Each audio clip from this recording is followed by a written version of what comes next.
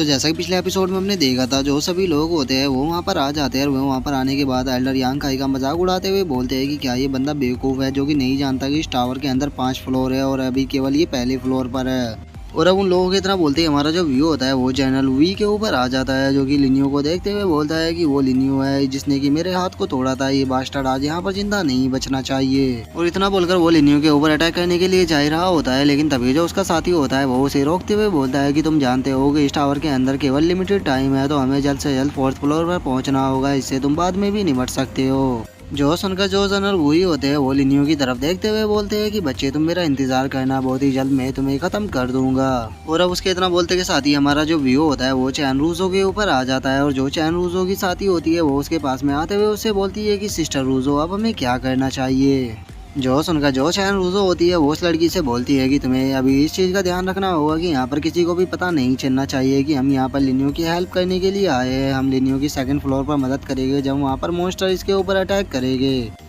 और अब उसके इतना बोलते के साथ ही हमारा जो व्यू होता है वो वांकिंग और लिनियो के ऊपर आ जाता है, जहाँ पर की जो वांकिंग होती है वो लिनियो से बोलती है कि यंग मास्टर लिनियो हमें जल्द से जल्द 4थे फ्लोर पर पहुंचना चाहिए, क्योंकि उस तक पहुंचने के लिए केवल लिमिटेड टाइम है। जो सुनकर जो लिनियो होता है वो वांकिंग से बोलता है कि तुम्हें टेंशन लेने की कोई भी जरूरत नहीं है, इतना टाइम मेरे लिए काफी है। और अब वांकिंग को लिनियो से बात करता हुआ देखकर जो 4th प्रिंस का बंदा होता है वो अपने साथी से बोलता है कि ब्रदर देखो, लगता है कि जो वांकिंग है उसका लिनियो के साथ में अफेयर है, तो इसीलिए हम लोगों को एक अच्छा चांस ढूंढकर जो वांकिंग और उसकी जो हान फैमिली है इसे खत्म कर देना चाहिए। जो सुनकर जो उसका दूसरा साथी होता है वो उससे बोलता है कि तुम्हें टेंशन लेने की कोई भी जरूरत नहीं है, जब हमें अच्छी अपॉर्चुनिटी मिलेगी तो हम इन सभी को खत्म कर देंगे। और अब उन लोगों के इतना बोलते के साथ ही हमारा जो व्यू होता है वो एल्डर यांग काई के ऊपर आ जाता है, जो कि उन बुक को देखते हुए लिनियो से बोलता है कि यंग मास्टर लिनियो यहाँ पर जो बुकें रखी हुई है ये तो बस ऑर्डिनरी बुक है, तो फिर इनको यहाँ पर क्यों रखा है। जो सुनकर जो लिनियो होता है वो अपनी पावर को उन बुकों की तरफ भेजते हुए एल्डर यांग काई से बोलता है कि हाँ ये केवल प्रैक्टिस के लिए ऑर्डिनरी बुक है, लेकिन तुम नहीं जानते कि इन बुकों के अंदर फाउंडेशन डाओ है।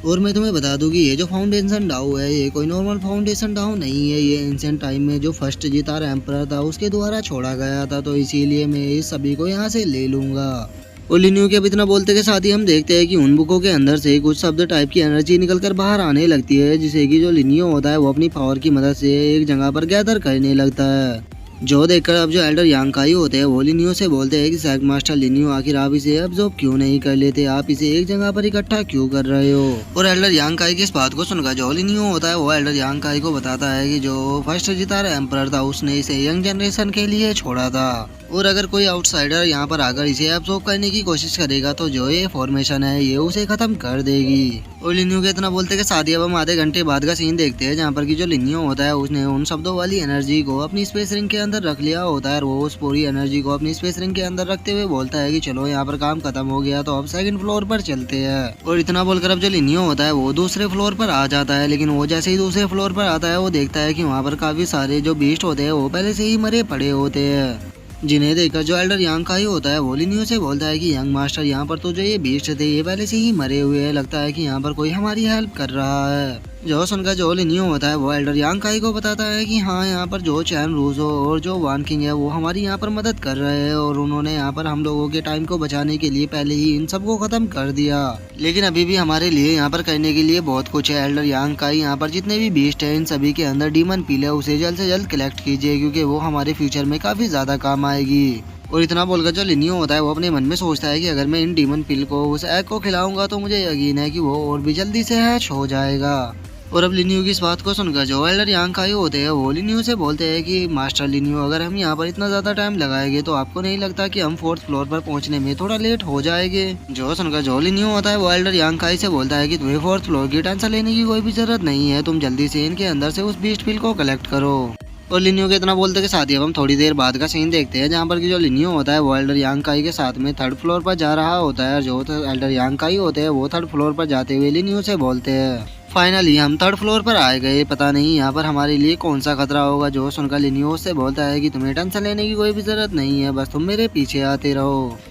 और अब लिन्यू इतना बोलकर आगे बढ़ ही रहा होता है, लेकिन तभी उसे किसी के चिल्लाने की आवाज आती है। अब हम देखते हैं कि जो चैन शुयू होती है वो घायल होकर नीचे गिर रही होती है, जिसे देखकर जो लिन्यू होता है वो भी थोड़ा सा शौक हो जाता है, लेकिन वो सही टाइम रहते हुए जो चैन शुयू होती है उसे कैच कर लेता है। और अब चैन रूजू को कैच कर लेने के बाद जो लिन्यू होता है वो चैन रूजू से बोलता है कि चैन रूजू तुम ठीक तो हो ना। और इतना बोलकर अब जो लिन्यू होता है वो ऊपर की तरफ देखने लगता है, और वो जैसे ही ऊपर देखता है वो थोड़ा सीरियस हो जाता है, और वो सीरियस होते हुए बोलता है कि ये तो सेकंड प्रिंस के लोग हैं। जिसके बाद अब हम सेकंड प्रिंस के बंदों को देखते हैं, जो कि वहाँ पर लिन्यू को देखकर हंसते हुए बोलते हैं कि जरा देखो कितना अच्छा नजारा है यहाँ पर। तो जो सिक्स प्रिंस और जो सेवंथ प्रिंस है उसके दोनों बंदे साथ में मिल गए। लगता है कि अब इन सभी को यहाँ पर साथ में ही खत्म करना होगा। लेकिन हम देखते हैं कि जो लिन्यू होता है वो उस बंदे की बात के ऊपर बिल्कुल भी ध्यान नहीं देता, और वो चैन रूजो की तरफ देखते हुए उससे बोलता है कि चैन रूजो तुम्हारा जो लेवल है वो तो इन लोगों से ज्यादा है, तो फिर तुम इन लोगों से इस तरह से कैसे हार गई। जो सुनकर जो चैन रूजो होती है वो लिन्यू से बोलती है कि तुम्हारी मदद करने के लिए जो सेकंड फ्लोर पर मॉन्स्टर थे मैंने उनसे फाइट की थी, इसीलिए जो मेरे लोग थे वो काफी ज्यादा घायल हो गए थे, और उसी के साथ में भी थोड़ी इंजर्ड हो गई थी। और उससे अलग तुम देख ही सकते हो कि यहाँ पर ये 3 पर्सन है, और इन तीनों से मुझे अकेले को फाइट करनी पड़ रही थी, और इंजर होने के कारण मैं इन तीनों से सही से फाइट नहीं कर पाई, इसीलिए मैं घायल हो गई। और चैन रूजो के इतना बोलते के साथ ही अब हम देखते हैं कि जो फोर्थ प्रिंस के 2 बंदे होते हैं वो ऊपर जाने लगते हैं, और वो एक बंदे को वहाँ पर छोड़ते हुए उससे बोलते हैं कि हम 4th फ्लोर पर जा रहे हैं क्योंकि यहाँ पर काफी लिमिटेड टाइम है, तो तुम इन दोनों को खत्म कर दो। जो सुनकर वो जो बंदा होता है वो अपने दोनों साथियों से बोलता है कि तुम्हें इन सब की टेंशन लेने की जरूरत नहीं है, इन्हें तुम मेरे ऊपर छोड़ सकते हो।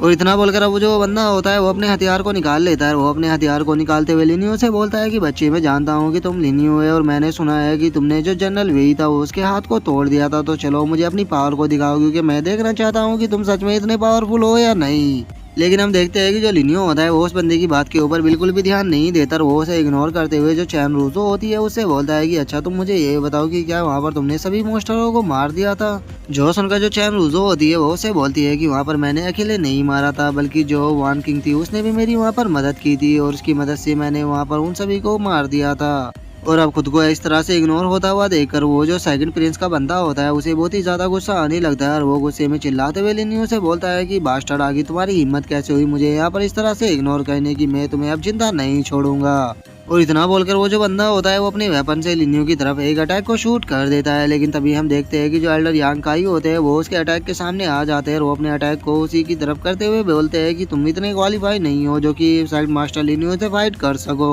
और अब एल्डर यांग काई के ऐसे अटैक को देखकर वो जो बंदा होता है वो बहुत ही ज्यादा शौक हो जाता है, और वो शौक होते हुए अपने मन में सोचता है कि ये बिना स्वॉर्ड की मदद के इतने पावरफुल अटैक को कर रहा है, इसका मतलब ये बंदा स्वॉर्ड दाव के 5th रियलम पर है। लेकिन आखिर ये बंदा है कौन, और अगर ये बंदा इतना ज्यादा टैलेंटेड है तो आखिर ये इस लिन्यू के साथ में क्या कर रहा है, अब मुझे यहाँ पर कुछ भी समझ में नहीं आ रहा। जिसके बाद हम लिन्यू को देखते हैं जो कि चैन रूजू से बोलता है कि चैन रूजू मुझे ये बताओ कि तुम्हें रिकवर करने में कितना टाइम लगेगा। जो सुनकर जो चैन रूजू होती है वो लिन्यू से बोलती है कि कम से कम 3 घंटे।